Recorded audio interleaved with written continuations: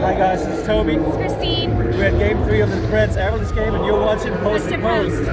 Hey everyone, welcome to Post to Post. Thanks for joining me today. My name is Neil if you're new, and wow, the Florida Panthers have eliminated the Washington Capitals. The Florida Panthers have eliminated a team for the first time since 1996. I believe they held the record of longest or consecutive season, 24 consecutive seasons, I think it was, without winning a playoff round. That is not a record that you want to hold.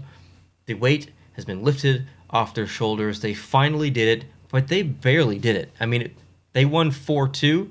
They've won 4 games to 2 games for the Washington, but it wasn't that simple. If you remember back to I think it was game 4. Yeah, it would have been game 4.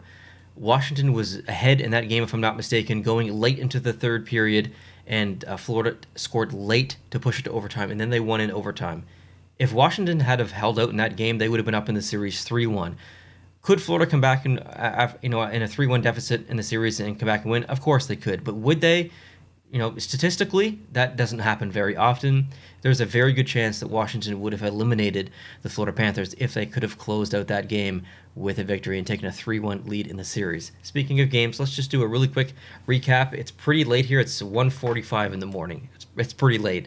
So I'm just going to go through this video pretty quickly. Game 1, Washington won 4-2. Game 2, Florida won 5-1. Game 3, Washington won 6-1. Game 4, Florida won 3-2 in overtime. Game 5, Florida won 5-3. And then game 6, what we just saw, Florida won 4-3 in overtime. So, I mean, there were some games that were close. There were some games that weren't. I think overall there were some standout players, some standout moments. I want to read just a couple of notable things that I have written down here. I'm just going to go through these quickly. I think this entire series could basically be summed up by one name, Carter Verhaeghe. 6 goals, 6 assists, 12 points. No one was even close to him. He's tied for the lead in the playoffs, I think, for points with 12. I think Connor McDavid has 12 as well. Just incredible, like literally incredible. As I love seeing that underdog, seeing a player that maybe someone has never heard of. It's not a popular household name or something, but they just walk in and they just find their spot in life. Like that's just what I feel like is going on for Hagee, and I love it. I really love it. TJ Oshie I thought was really good in this series. I thought he was fantastic actually. Probably their best player, from being bluntly honest. Connor Sherry, I thought, where's the offense? Like, I understand that that's not maybe his primary role in the Washington Capitals, but he's a really talented offensive player, and he was limited extremely. I wanted a little bit more from Connor Sherry, but I don't totally blame him. There might be some coaching decisions behind that as well. Tom Wilson missing from the Washington Capitals. As much as you guys want to meme on him, as much as you guys want to hate him potentially, he's a big identity of the Washington Capitals. That was a massive loss for them. I believe he only played 1 game, and not all of that 1 game. Claude Giroux, thought he was great the entire series. Maybe not the entire series, but the majority of the series. He had 7 points. He was second on the league for points, or second in the team rather for points, behind Carter Verhaeghe.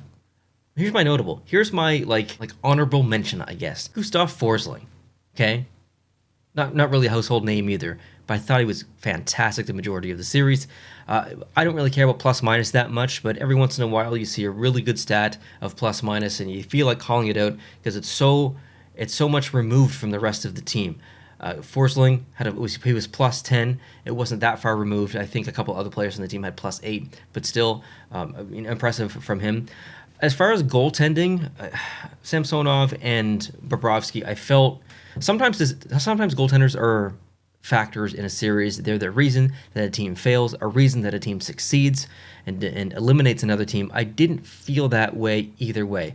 I didn't feel like Washington lost because of Samsonov. I didn't feel like Florida won because of Bobrovsky. I felt like the series was decided by the players on the ice, not the goalies on the ice. Samsonov was great at times. Sometimes he looked questionable. Bobrovsky was great at times. Sometimes he looked questionable. Most series, I would say, you could probably argue that most series are determined by the goaltenders and not by the players, not by the offense or the defense or whatever. But to me, it just wasn't the case here. I felt like the goaltending was pretty decent for the most part on both sides. So no real blame from me, I think, on either goaltender or extreme praise. Like I said, there was times where they were both amazing, times there weren't. So overall, I mean, I predicted Florida to win this series. I wanted them to win this series. I'm disappointed in a way, though, because the more Ovechkin I can see, the better. The more players on Washington I can see, the better. There's a lot of players on Washington that I like objectively, even though I'm cheering for Florida. So I am a bit disappointed that Washington did get eliminated, but very, very happy that Florida has the monkey or rat maybe off their back, and they can really see what they can do. They've got that pressure off them now. There's not much. I mean, there's expectation, but there's also a realism that we've got our first victory, our main victory. Now let's focus on the big one without any expectations.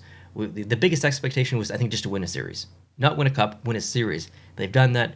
Now the next expectation, which is the lower of the expectations, is to win a cup. So less pressure. That sounds weird, but less pressure, I think. And I think that really complements the Florida Panthers. So I'm feeling good about Florida. I think whoever they play, whether it's the Toronto Maple Leafs, whether it's the Tampa Bay Lightning, I don't really care at this point. It's going to be an amazing series. So I'm really looking forward to that one. But yeah, the thing about Washington is I think they've got some decisions to make in the offseason, maybe like between 5 and 7 roster decisions to make. But those are relatively minor. There's a couple of really important ones, but mostly minor decisions. I think with a couple of tweaks to the team, they're going to be competitive next year. They'll probably make the playoffs, and with a couple of minor tweaks, they could definitely go deep. So if I'm a Capitals fan, I'm not really worried too much, to be completely honest. But if you're a Panthers fan, you've got to be elated. You've got to be so happy about what's going on. But Washington fans, I'd love to hear from you. What do you think Washington...